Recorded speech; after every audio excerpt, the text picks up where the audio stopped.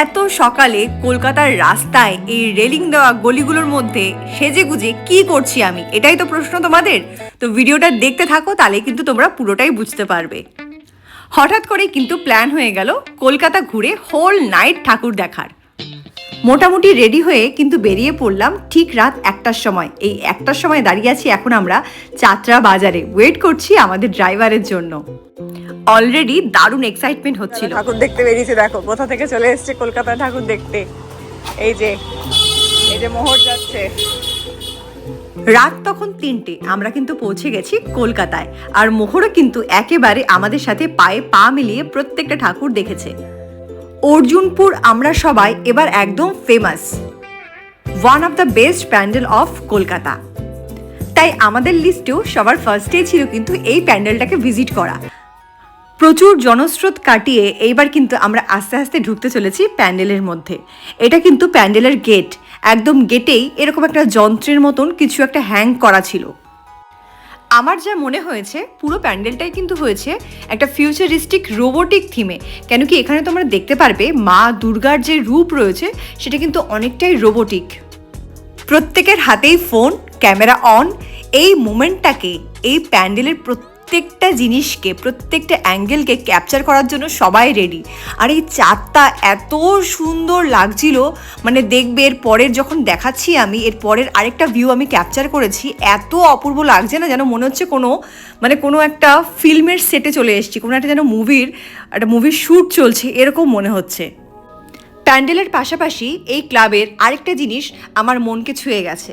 এতগুলো বড় বড় গাছ এই প্যান্ডেলের মাঝখান থেকে উঠে গেছে, তবুও কোনো গাছ কিন্তু এরা কেটে ফেলেনি। এদের এই পয়েন্ট অফ ভিউটা কিন্তু সত্যিই সম্মানীয়। এখনও কিন্তু আমরা প্যান্ডেলের বাইরেই রয়েছি। এইবার আস্তে আস্তে প্যান্ডেলের ভেতরের দিকে ঢুকছি। ভেতরের দিকে ঢুকতে গিয়ে একদম ওপরেই পড়লো এরকম ফিউচারিস্টিক একটা লন্ঠন বানানো, মানে ওই ঝাড়বাতি টাইপ করা। ওই যে ভেতরে পিঙ্ক ইয়েলো আলো দেখা যাচ্ছে, একটা গোল গোল করে একটা যন্ত্র ঘুরছে। প্রথমে কিন্তু ভেবেছিলাম ওটাই মনে হয় মা দুর্গা, কিন্তু পরে দেখলাম যে না, ওটা মা দুর্গা নয়, এদের প্যান্ডেল সাজানোর ওটাও কিন্তু একটা অংশ। এবং দেখতে পারবে ওটা কিন্তু খুবই সুন্দর করে ডেকোরেট করা আছে। আমরা বড়রা যেমন এক্সাইটেড ছিলাম, মোহরের মতন কিন্তু আরও বেশ কিছু বাচ্চাও ছিল রাত্রিবেলা আমাদের সাথে। তো মোহর কিন্তু সেটা দেখে অনেক বেশি ইন্সপায়ার হচ্ছিল যে মোহর একা নেই, অনেক ছোট ছোট বাচ্চারাও ওর মতন রাত্রিবেলা ঠাকুর দেখতে এসছে। চলো এইবার তোমাদেরকে নিয়ে যাই ফিউচারিস্টিক ফুলের বাগানে। এই দেখো কত সুন্দর বাগান জোড়া ফুলের গাছ, আর তাতে কত সুন্দর সুন্দর ফুল ফুটেছে। এটাও কিন্তু ফিউচারিস্টিক ফুলের বাগান। আর এইখান থেকে চাঁদকে যা লাগছে না, এই দেখো, উফ, অসাধারণ অসাধারণ। কে বলবে যে এটা একটা প্যান্ডেল মাত্র? এত সুন্দর একটা প্যান্ডেল দিয়ে আমরা আজকের দিনটা শুরু করলাম। তো এরপরের প্যান্ডেলগুলো কী হবে তোমরা বুঝতেই পারছো। আর কলকাতার প্যান্ডেল মানে তো এক্সে বার্কার এক। তো চলো দেখা যাক এরপরে আমরা কোথায় যাই। তো আগে দেখে নিই মা দুর্গাকে। এই হচ্ছে ফিউচারিস্টিক মা দুর্গা। বলেছিলাম যে অনেকটাই রোবোটিক, হাতে ত্রিশূল নিয়ে দাঁড়িয়ে আছে। কি অপূর্ব রূপ, মা দুর্গার রূপের যেন আমি বর্ণনা করতে পারছি না। তো ওখান থেকে বেরিয়ে কিন্তু চলে এসছি এবার নেক্সট প্যান্ডেলে। একদম পাশেই ছিল এই প্যান্ডেলটা, ছোট্টর মধ্যে ছিল। তো মোহর খুব জেদ করছিল এটাতে ঢুকবে, এর জন্যই আমরা এটাতে ঢুকেছিলাম। বাইরের থেকে খুব একটা ভালো লাগছিল না। এদের প্যান্ডেলের থিম ছিল প্লাস্টিক যে ব্যবহার করা কতটা ক্ষতিকর সেটাই। কিন্তু একটা এত ছোট প্যান্ডেলের মা দুর্গার রূপ যে এত সুন্দর হতে পারে, না দেখলে জাস্ট বুঝতেই পারতাম না। আমরা সবাই দেখতে দেখতেই কিন্তু আমাদের প্রায় 2 ঘন্টা মতন টাইম কেটে গেছে। তো এরপরে আমরা যাচ্ছি আমাদের নেক্সট প্ল্যান অনুযায়ী শ্রীভূমি স্পোর্টিং ক্লাব। যেমন অপরূপ সুন্দর প্যান্ডেল হয়েছে, তেমনি সুন্দর এখানে মা দুর্গার প্রতিমা। শুনেছি এখানে মা দুর্গা সহ লক্ষ্মী, সরস্বতী, কার্তিক, গণেশ সবাইকেই কিন্তু হীরের অলংকার পরানো হয়েছে। তো সেটা দেখার জন্য আমি ভীষণই এক্সাইটেড। চলো হীরের ঝলমলে মা দুর্গার প্রতিমা এবার তোমাদেরকেও দেখাই। এটা কিন্তু রাজার বাড়ি, মানে প্যান্ডেলের থিম হচ্ছে রাজপ্রাসাদ, তাই মা দুর্গাকে কিন্তু রানীর মতন করে সাজানো হয়েছে। আর মুভির সেটে যেগুলো দেখতে পাই সেই ধরনের ক্যামেরার সেটিং কিন্তু এই দেখো, এই যে ব্ল্যাকটা নামছে এখানে ছিল। আর এত ভোরেও কিন্তু এখানে, এই যে আমরা কিন্তু দড়ির বাঁধন ছেড়ে এখানে এসছি, মানে এত ভোরেও কিন্তু এখানে রীতিমতন লাইন দিয়ে ঢুকতে হচ্ছে। আর এই দেখো কত সুন্দর একটা ঘট, সবই পেতলের বানানো।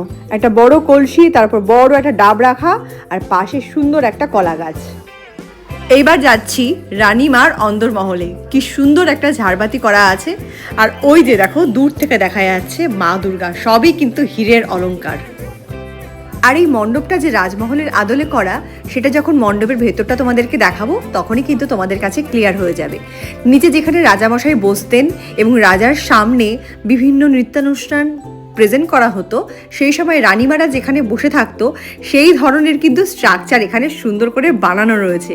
এবং সেটা দেখার পরই কিন্তু আমার কাছেও এই দেখো স্ট্রাকচারটা, এটার কথাই কিন্তু বলছিলাম। তো এই ধরনের স্ট্রাকচার কিন্তু রাজবাড়িতেই থাকে, আর এটা দেখার পর কিন্তু আমার কাছে থিমটা কমপ্লিটলি ক্লিয়ার হয়ে গেছিলো। এত সুন্দর কাজের উপর করা না, মানে প্রত্যেকটা অংশ তোমার মনে হবে জাস্ট আধ ঘন্টা দাঁড়িয়ে দাঁড়িয়ে খালি ভিডিও করি আর ফটো তুলি। বাজা বাজা। তো হালকা ব্রেকফাস্ট করে আমরা কিন্তু আবার বেরিয়ে পড়েছি মোহরকে নিয়ে আমাদের নেক্সট ডেস্টিনেশনের উদ্দেশ্যে। এইবারও কিন্তু আমরা যাচ্ছি কলকাতার একটা বিখ্যাত ঠাকুর দেখতে। তো চলো তোমাদেরকে নিয়ে যাই। শতবর্ষ পূরণ উপলক্ষে টালা প্রত্যয়ে শুনেছি একটা স্পেশাল থিম করেছে। এই কিন্তু আমরা ঢুকে গেছি টালা প্রত্যয়ের সেই গেটে। তো কি সেই স্পেশাল থিম তোমরা তো এখন দেখতেই পাবে। তো আজকে আমার চ্যানেলে যারা নতুন এসছো, চ্যানেলটাকে অবশ্যই সাবস্ক্রাইব করে নিও, ভিডিওটাতে লাইক করো, কমেন্ট করো। আর টালা প্রত্যয়ের এবছরের থিম হচ্ছে কৃষক, কৃষিকাজ।